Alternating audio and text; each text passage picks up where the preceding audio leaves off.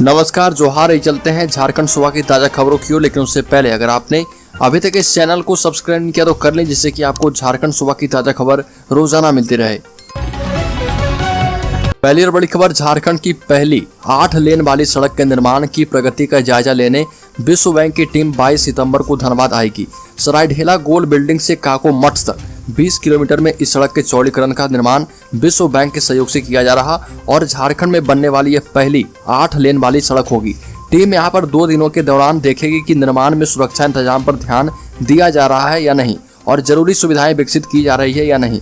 State highway authority of Jharkhand के कार्यपालक अभियंता मधुरेश वर्मा ने बताया कि विश्व बैंक की टीम 19 सितंबर को ही झारखंड में आ जाएगी और 2 दिनों तक विभागीय पदाधिकारियों के साथ बैठक करेगी।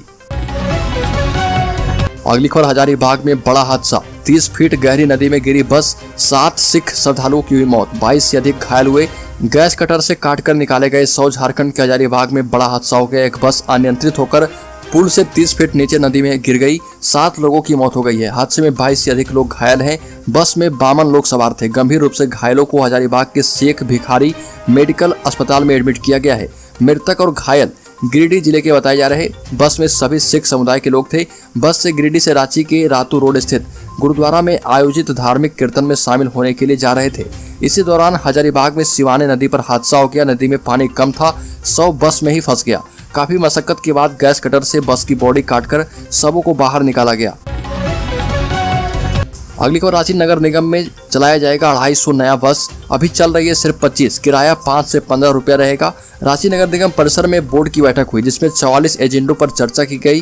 बैठक में नगर निगम क्षेत्र में पार्षदों के द्वारा कराए गए नाली, रोड और सौंदर्यीकरण के 922 विकास कार्यों की घटनोत्तर स्वीकृति मिली है और निगम शहर में अब एजेंसी के माध्यम से 250 छोटी बसें चलाएगी, जिसका किराया 5 रुपए से अधिकतम 15 रुपये होगा। और यह फैसला अभी इसलिए लिया गया है क्योंकि अगले साल नगर निगम का चुनाव होना है और पार्षदों को पता है कि वार्डों में वोट मांगने जाना होगा और इसलिए 1 साल बाद हुई इस बैठक में जनता का ध्यान रखते हुए इतनी सारी योजनाएं लाई गई। अगली खबर, राज्य सरकार ने 38,000 सहायिका और सेविका के चेहरे पर लाई मुस्कान। आंगनबाड़ी सेविका और सहायिकाओं का राज्य सरकार की ओर से मानदेय वृद्धि के लिए राज्य सरकार को आभार एवं हार्दिक अभिनंदन कार्यक्रम का आयोजन किया गया, जिसमें बतौर मुख्य अतिथि बड़कागांव विधायक अंबा प्रसाद शामिल हुई। अंबा प्रसाद के पहुंचने पर जोरदार तरीके से स्वागत किया गया। राज्य के करीब 38,000 आंगनबाड़ी सेविका और सहायिकाओं का मानदेय बढ़ोतरी पर खुशी जताई गई। विधायक अंबा प्रसाद ने संबोधित करते हुए कहा कि राज्य के करीब 38,000 आंगनबाड़ी सेविका और सहायिकाओं के चेहरे पर अब मुस्कान लाने का काम हमारी गठबंधन की सरकार ने किया है। अगली खबर, राज्य के अपर न्यायायुक्त दिनेश राय की अदालत ने विवाहिता से सामूहिक दुष्कर्म करने के दोषी 3 युवक तौसीफ अंसारी उर्फ टार्जन, रोशन अंसारी एवं हसीबुल अंसारी उर्फ रूजा को 22 साल की कारावास की सजा सुनाई है। साथ ही 3 अभियुक्तों पर 15 हजार रुपए का जुर्माना लगाया। जुर्माने की राशि नहीं देने पर अतिरिक्त 9 महीने जेल काटनी होगी।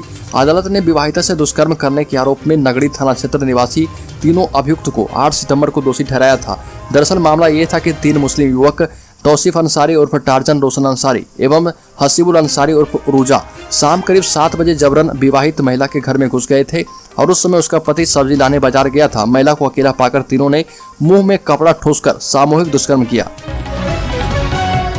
अगली खबर, राज्यपाल रमेश बैस ने प्रधानमंत्री मोदी को उनके जन्म दिवस पर बधाई दी और कहा कि प्रधानमंत्री मोदी का प्रभाव और उनकी लोकप्रियता सिर्फ देश तक ही सीमित नहीं है बल्कि विश्वव्यापी है। राज्यपाल ने प्रधानमंत्री के स्वस्थ एवं दीर्घायु जीवन की कामना की और कहा कि उन्होंने अपने कार्यों से पूरे विश्व में भारत का गौरव एवं सम्मान बढ़ाया है।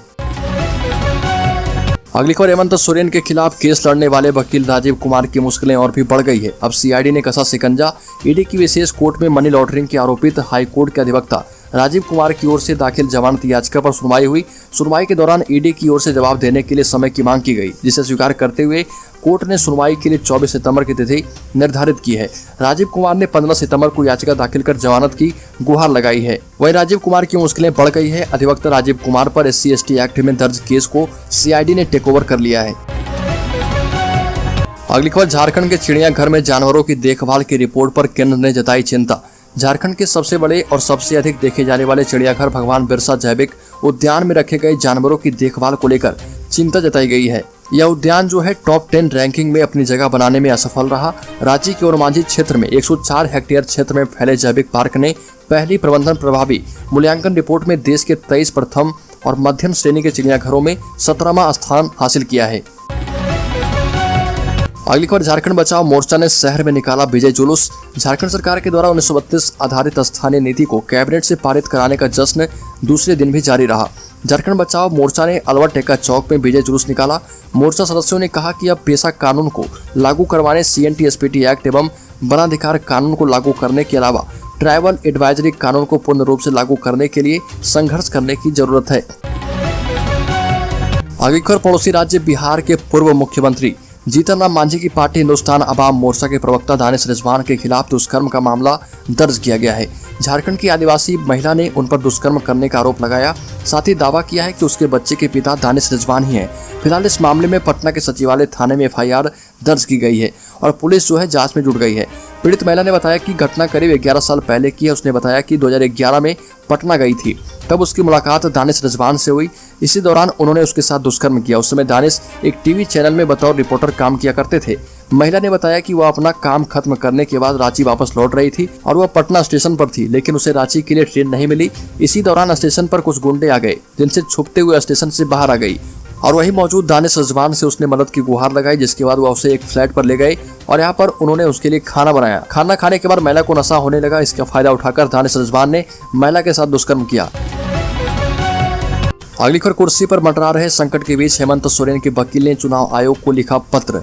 आपको बता दें कि झारखंड मुक्ति मोर्चा के केंद्रीय समिति सदस्य सुप्रिया भट्टाचार्य ने एक बार फिर गवर्नर रमेश बैस और चुनाव आयोग से CM हेमंत सोरेन की विधानसभा सदस्यता मामले में स्थिति स्पष्ट करने की मांग की और चुनाव आयोग का मंतव्य CM हेमंत सोरेन को उपलब्ध कराने का अनुरोध किया है, ताकि प्रतिकूल स्थिति में न्यायिक प्रक्रिया का पालन किया जा सके और कोई साजिश न हो पाए। सुप्रिया भट्टाचार्य ने कहा कि 1 सितंबर को UPA प्रतिनिधिमंडल ने गवर्नर से मुलाकात की थी। तब गवर्नर ने 2 दिनों में निर्वाचन आयोग को अपना फैसला भेजने का भरोसा दिलाया था, मगर आज तक स्थिति कुछ भी साफ नहीं हो पाई है। अगली खबर, हजारीबाग हादसे पर CM हेमंत सोरेन ने दुख जताते हुए कहा कि टाटी झरिया में एक पुल से बस के गिरने से यात्रियों के हताहत होने से मन व्यथित है। परमात्मा दिवंगत आत्माओं को शांति प्रदान करे, शोकाकुल परिवारों को दुख की इस घड़ी में सहन करने की शक्ति दे। जिला प्रशासन के द्वारा राहत और बचाव कार्य किया जा रहा, घायलों के शीघ्र स्वस्थ होने की कामना करता हूं। अगली खबर, 32 साल के बाद नक्सल मुक्त हुआ झारखंड छत्तीसगढ़ का बूढ़ा पहाड़, इस तरह मिली सफलता। झारखंड में माओवादी नक्सलियों के सबसे बड़े गढ़ बूढ़ा पहाड़ को सुरक्षा बलों और पुलिस ने पूरी तरह से फतह कर लिया है। करीब 1 महीने से चलाया जा रहा ऑपरेशन ऑक्टोपस पूरी तरह से कामयाब रहा। बूढ़ा पहाड़ की तमाम चोटियों पर अब पुलिस का कैंप है और पहाड़ पर वायुसेना का MI हेलीकॉप्टर उतारा गया। जवानों ने तालियां बजाकर जीत की खुशी का इजहार किया। झारखंड पुलिस के IG ऑपरेशन AB होमकर ने बताया कि बूढ़ा पहाड़ की चोटी पर कब्जे के बाद अब सुरक्षा बलों का कैंप स्थापित कर लिया गया है। अगली खबर, झारखंड में सरकार के द्वारा बनाए गए बकरी शेड का हो रहा दुरुपयोग, बकरियों की जगह रह रहे आम लोग। झारखंड के पूर्वी सिंहभूम जिले के घाटशिला प्रखंड की 22 पंचायतों में बकरी शेड योजनाओं का खुलेआम दुरुपयोग किया जा रहा। कई जगह ऐसे सामने आए हैं जहां पर बकरी शेड में बकरियों की जगह लोग रह रहे। DDC प्रदीप प्रसाद जब अपनी टीम के साथ घाटशिला प्रखंड की जोटसा पंचायत पहुंचे और कई योजनाओं का निरीक्षण किया। मनरेगा योजनाएं का निरीक्षण भी किया गया, जिससे कई खामियां पाई गई है। विभागीय अभियंताओं को सुधार का निर्देश दिया गया। ये भी कहा गया कि जल्द सुधार करें, अन्यथा विभागीय कार्रवाई भी हो जाएगी। आगे खबर, हैदराबाद में अमित शाह की सुरक्षा में फिर से हुई चूक। गृह मंत्री के काफिले के आगे TRS के नेता ने लगा दी अपनी कार। केंद्रीय गृह मंत्री अमित शाह की सुरक्षा में चूक हो गई और हैदराबाद में उनके काफिले के आगे TRS नेता ने अपनी कार लगा दी। हालांकि गृह मंत्री के सुरक्षा कर्मियों ने इसे तुरंत हटवा दिया। TRS नेता की पहचान गोसला श्रीनिवास के रूप में हुई है। घटना के बाद श्रीनिवास ने कहा कि कार काफिले के आगे अचानक रुक गई थी। जब तक मैं कुछ समझ पाता तब तक गृह मंत्री के सुरक्षा कर्मियों ने उसमें तोड़फोड़ की। मैं पुलिस अधिकारी से मिलूंगा और कार्रवाई करने के लिए भी कहूंगा। अगली खबर, CBI ने कोर्ट में कहा कि तेजस्वी की जमानत रद्द की जाए। पड़ोसी राज्य बिहार के डिप्टी CM तेजस्वी यादव को IRCTC घोटाले में दी गई जमानत को रद्द करने के लिए CBI दिल्ली में स्पेशल कोर्ट पहुंच गई है। सूत्रों की माने तो CBI ने तेजस्वी की ओर से एक प्रेस कॉन्फ्रेंस में CBI अधिकारियों को धमकी देने के मामले को लेकर याचिका लगाई है। CBI ने कहा कि तेजस्वी यादव की जमानत रद्द की जाए क्योंकि उन्होंने जमानत की शर्तों का उल्लंघन किया है। CBI ने आवेदन पर स्पेशल कोर्ट की जज गीतांजलि गोयल ने तेजस्वी यादव को नोटिस जारी करके मामले में जवाब मांगा है। तेजस्वी को जवाब देने के लिए 28 सितंबर तक का समय दिया गया और इसके बाद आगे की कार्रवाइयां की जाएगी।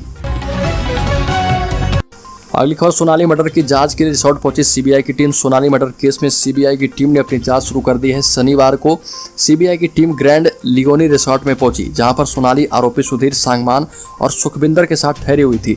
टीम के साथ फोरेंसिक की टीम भी थी। सीबीआई के स्टाफ के बयान दर्ज किए गए, साथ ही कमरे के अंदर और बाहर की वीडियोग्राफी भी की गई। सीबीआई की टीम गोवा पुलिस की जांच टीम से भी बातचीत करेगी, जिन्होंने इस मामले की इन्वेस्टिगेशन की है। साथ ही हिसार में आई 2 सदस्यीय टीम के संपत्ति के डॉक्यूमेंट और सोनाली की 3 डायरियां भी अपने कब्जे में ले चुकी है।